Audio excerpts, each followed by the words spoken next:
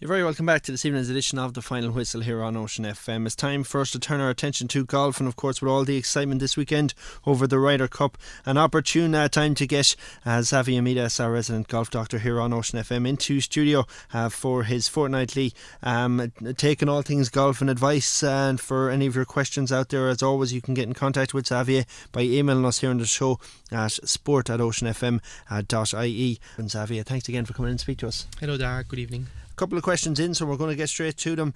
This one, I suppose, a very simple and a very general question, but probably the kind of question that golfers around the northwest will cock their ears up at to see what your answer is. How do I know what golf ball I should use, and does it even matter?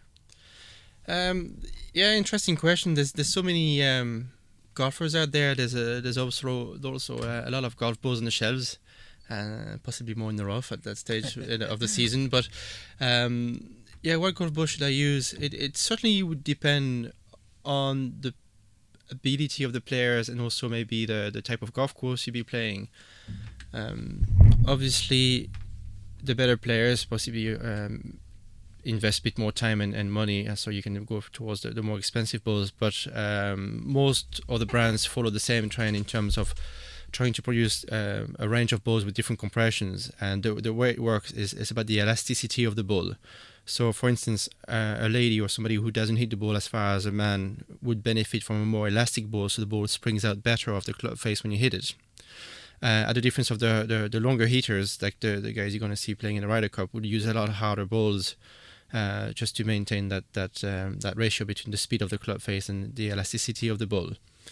Another interesting factor is that people would definitely want to choose golf balls nowadays over distance is the feel and the sound of it. Obviously, better balls are usually you're able to produce a bit more spin and control over the green, but a lot of people would favor golf balls that goes a bit further but also feel softer. So there's a good generation of balls on the market now that feels quite good and smooth, and they feel quite gummy when you hit them, but also they fly quite high the way they're designed, and it's mainly in the way they design the dimples on the ball. That's what the dimples are for, is to control the lift and the drag on the golf ball. So somebody who struggles with a distance would rather need a ball that flies a little bit higher, so the ball stays in the air a bit longer. But the reality is that if you were doing a blind test, there wouldn't be many of us, even advanced players, that would really distinguish the good ball to the not so good ball. Yeah. I suppose it's easy to blame the ball, isn't it, or to blame the club. It's not often a problem. But I mean, if someone came into the golf shop, say in Dargan to you, and asked you to suggest a ball, I mean, on what basis do you offer that advice, or do they make a decision? Well, I would ask them what they use in the first place or what they may have liked, and then probably guide them into a better ball or something a bit more suitable to them. And obviously, budget could be part of the equation. But yeah, the reality is a lot of us are quite superstitious about what balls they use, and the most expensive balls are often the one chosen because it's perceived that it's a better ball. But it's also, if there's so many balls in the range, it's also because of custom fitting purposes. I work with one of the reps, and he was from Nike, and he was saying like the McIlroys. We're talking a lot about the golf clubs McIlroy since he's moved up to the new company, and the driver is only good because of the ball he's using, and the ball is only good because of the driver he's using. So once you get to that level, there's the combo between the club and the ball is key. Yeah, very little margins, I suppose, when you get. Well, I suppose when you get that good, you're quite demanding. Yeah. I suppose the general once a week golfer, once a fortnight type golfer maybe has 25, 30 different brands of ball in his bag that he's picked up along the way. Is consistency important in terms of, should you be trying to play with the same ball the whole time? Maybe if you're practicing something skillful, like chipping or putting, like, because obviously a ball will sound different, so the feedback you're gonna get may be valuable. But would it really affect your scoring at the end of a round? For most of us, I don't think so.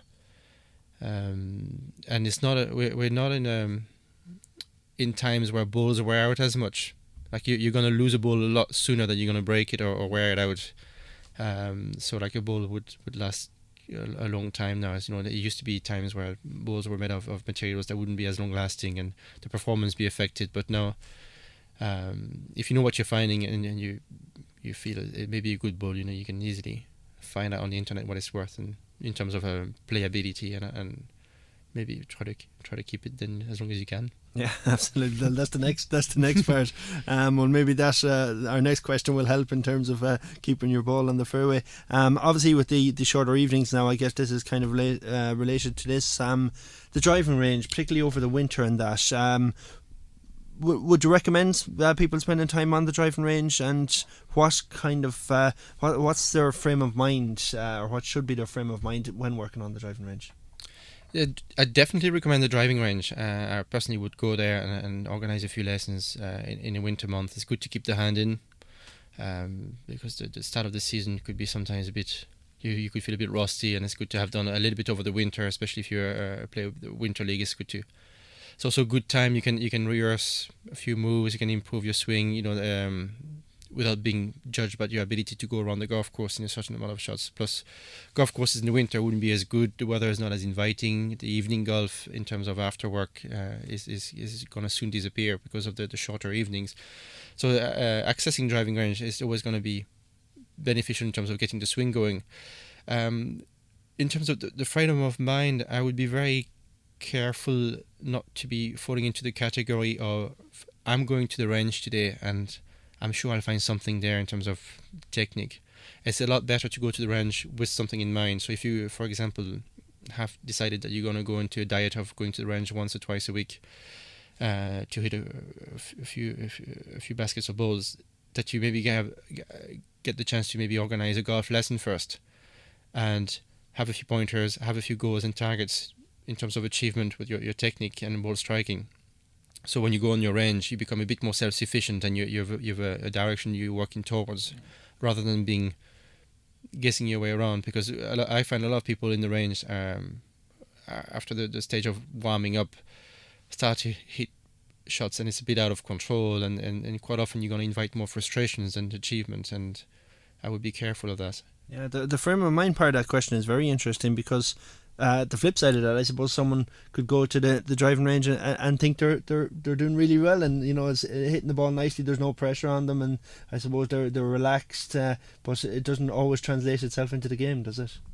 No, but there's two things I would look into using the driving range for. The first thing is, like, if you rehearse your technique, you're learning a new move, or you want to improve a ball flight. You don't necessarily need to think about the golf course. But if you hit a good one, it might not be bad to think, if I was doing this on the first hole, it'd be a nice tee shot. But that's not important. You have a lot of ball. It's about rehearsing, and you don't have to test yourself once you're in a range, and it's quite the comfortable aspect of it. Later on, especially when you enter the playing season, if you're still in the range hitting a few shots, it's gonna be critical that your frame of mind is inviting you to think, okay, if I was on the golf course, how would I do it? So, or what would that shot mean? And that's going to help you to maybe be a bit more intelligent in terms of rehearsing before you go and hit the ball. Like, I find in that context, I find a lot of people, when they're practicing, stay on the mat and stay static on the mat, and they don't spend the time to think. On the golf course, the game is going to be random, and I'm going to be invited to take one shot at a time, and it would suggest that if you're practicing on the mat in the driving range, you should come off the mat every time you have a ball on it, and change the golf club and change target, and being as random as the game is going to predict. And that's going to make you think that actually your technique has to be trusted, and you also need to spend a bit more time away from the ball doing things like visualization, maybe taking practice swing, just adding readiness to the shot. So that's going to be the second stage. But between now and, let's say, March, before the competitions in the kickoff, there's no harm rehearsing, there's no harm putting a bit of quantity, but it's good to have guidance in the first place. Yeah, absolutely. But generally people will be better hitting 10 balls and learning something from it than hitting 3 buckets of balls and doing the same thing over and over. Yeah, if you have guidance, you're going to feel like you bring a bit more quality into it. yeah. You often see people going through a basket of bowl like if it was a fitness test, but everybody's doing it differently. We all have our own little secrets in terms of what we think is good for us, and it's good to try. There's definitely a lot of experimentation allowed in golf. It's definitely been allowed to think there's different ways for different people, and it's good to have your own routine as well. Yeah, absolutely. Of course, the evenings are shortening in on us. I suppose the weekends are the busy times in Castle Dargan at the minute. Yeah, there's still a bit of club life. Evening after work is definitely busier at the weekend.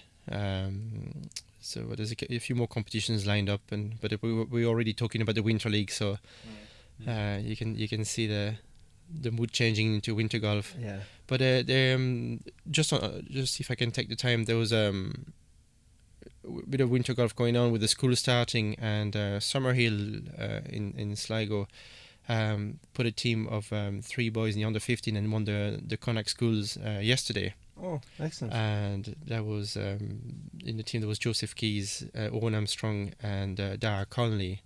The first 2 boys are from County Sligo, but Dara is also one of my pupils in Castle Dargan, so just thought I'd give him a little mention. Brilliant. Yeah, more success. Delighted to hear about it. That's 3 weeks or 3 shows in a row now you've come in to tell us about some underage success, which I know. I hope I can say as much next year. Yeah, absolutely. Well, Xavier, great having you in studio. You'll be back with us in a fortnight's time, and we'll speak to you then again. And as always, if you want to email Xavier, you're more than welcome to do so. sport@oceanfm.ie for any of your questions and queries. Thanks, Xavier. Thanks, Dara. Thank you.